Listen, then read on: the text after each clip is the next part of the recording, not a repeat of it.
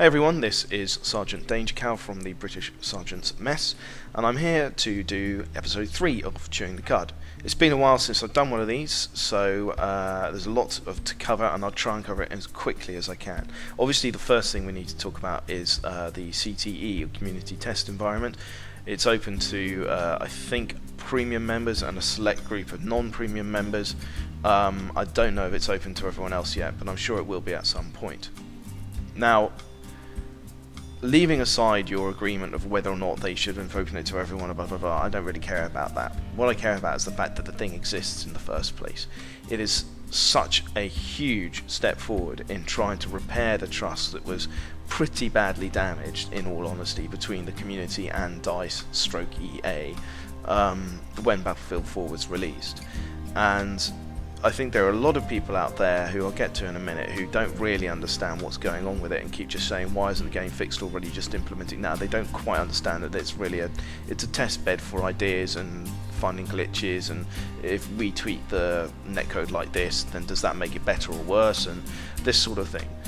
And I think it's a fantastic idea, and it kind of touches actually what I harked back on there in episode 1, I think it was, of Chewing the Cud, where I said that we as a community represent a huge resource, a huge testing resource for DICE, and I think there's a really good opportunity here for us to really improve the game of Battlefield, not just this one, but obviously further permutations. Obviously we've got Dragon's Tooth coming out soon, and then we've got the potential Battlefield 5, then we've got someone somewhere has rumoured Bad Company 3, and this is potentially a police thing. I'm not really sure if that's true or not.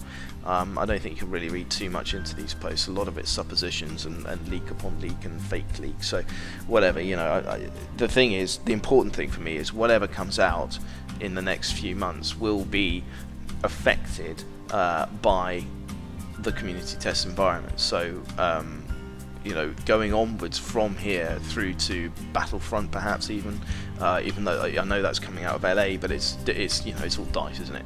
So Battlefront, and then you've got Battlefield 5, which I think is also possibly coming out of LA as well, and obviously you've got the next DLC for Battlefield 4, which is Dragon's Teeth. Now, all of this is going to benefit from the CTE, so I'm hugely pleased that they've done that.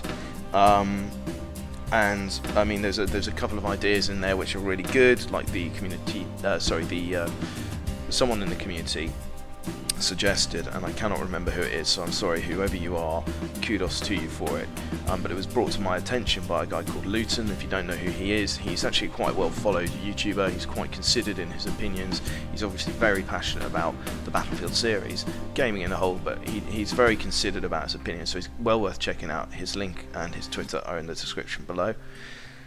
And he talks about this triage system, and the idea was that within the revive icon there was a sort of a countdown in some way that showed you that how long you had to get to the person that you were going to revive, so you could decide whether or not you were going to revive them or leave them be. And I think it's a fantastic idea, and DICE have apparently said, and Luton again picks up on this in his channel, and I kind of trust him because he's a little bit less sensationalist than some of the other YouTubers that are around, and he says, yeah, they've said we are going to put this in. I don't know if it's going to be put in for Dragon's Tooth or whether it's going to be you know, later on other permutations of the Battlefield series, but either way it's a fantastic idea.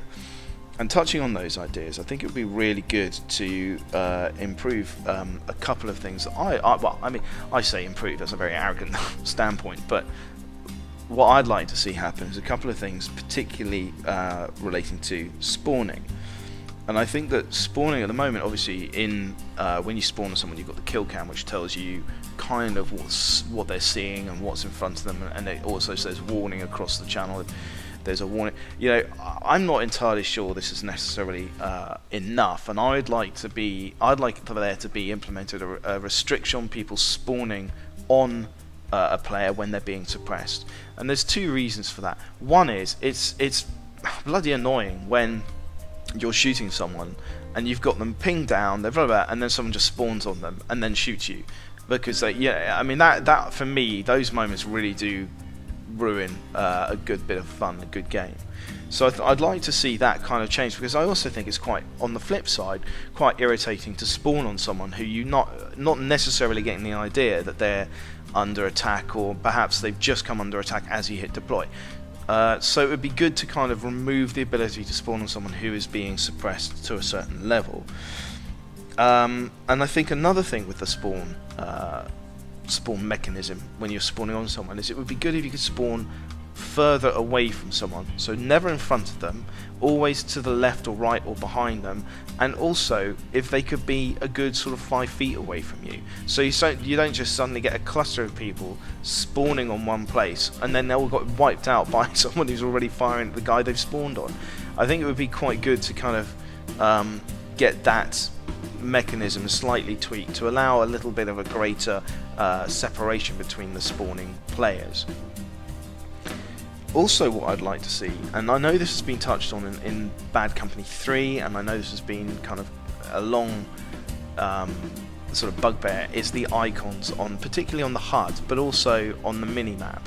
Now, when you're running around, obviously you see all these Doritos. This is on softcore.